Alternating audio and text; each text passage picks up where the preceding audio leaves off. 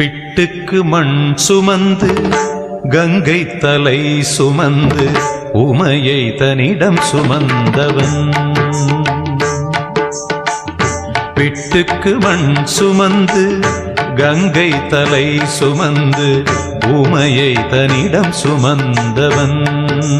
ஈசன் உமையை தன்னிடம் சுமந்தவன். தில்லையாடும் நடராஜன் உமையை தன்னிடம் சுமந்தவன். பூதகணத்தலைவன் நாட்டியத்தின் முதல்வன் கைலயங்கிரி இறைவன்.